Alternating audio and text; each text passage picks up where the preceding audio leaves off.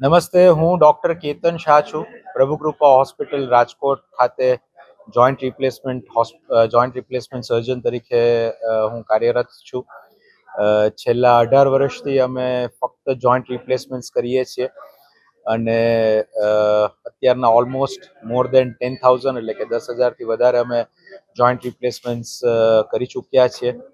આજના જમાનામાં જો સૌથી વિકટ અથવા સૌથી વિટમ્ર પ્રશ્ન હોય તો એ સાંધાનો ઘસારો છે અને સાંધાના ઘસારા માટે જો સૌથી અકસીર કોઈ ઈલાજ હોય તો એ જોઈન્ટ રિપ્લેસમેન્ટ સર્જરી છે.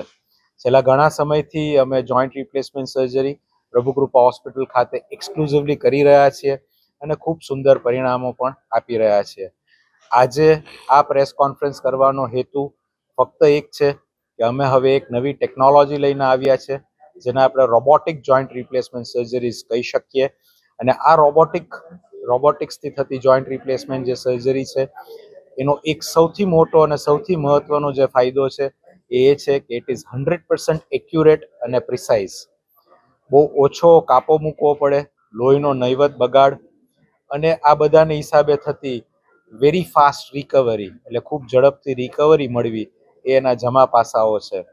આપ સર્વેને મારી આજે આ તકે એ એક જ વસ્તુ છે કે જોઈન્ટ રિપ્લેસમેન્ટ ક્ષેત્રે રોબોટિક્સ એક ભવિષ્ય છે અને આ પ્રકારની અદ્યતન ટેકનોલોજી જે અધરવાઇઝ મહાનગરોમાં મોટા મોટા શહેરોમાં જેમ કે અમદાવાદ, બોમ્બે કે દિલ્હી જવું પડે એના કરતાં આજે અમે એને અહીંયા આપણા રાજકોટના આંગણે સૌરાષ્ટ્રની આપણી પ્રજા માટે આ વસ્તુ લઈને આવ્યા છીએ અને આનો જેટલો વધારે આપ સર્વ ઉપયોગ કરી શકો અથવા આ થકી અમે સમાજને જેટલા વધારે ઉપયોગી થઈ શકીએ એવો એક ઉમદા હેતુ છે. ઓપરેશનનો સમય કન્વેન્શનલ સર્જરીની જેટલો જ સમય લાગતો હોય છે એટલે કે અડધો કલાક જેવો સમય આ એક ઓપરેશન કરવા માટે થતો હોય છે. પણ આનો જે સૌથી મોટો ફાયદો છે એ છે પ્રિસિઝન.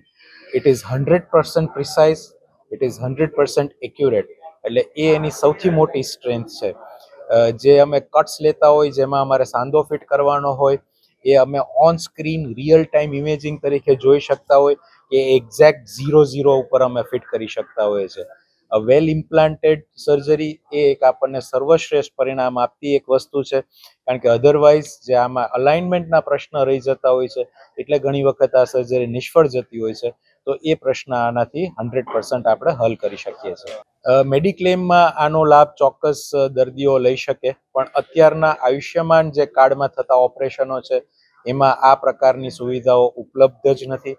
એટલે કોઈ પણ કેન્દ્ર સરકારની અથવા રાજ્ય સરકારની જે સ્કીમો છે એ સ્કીમોમાં થતા જે ઓપરેશનો છે એમાં રોબોટિક જોઈન્ટ રિપ્લેસમેન્ટ સર્જરી શક્ય નથી.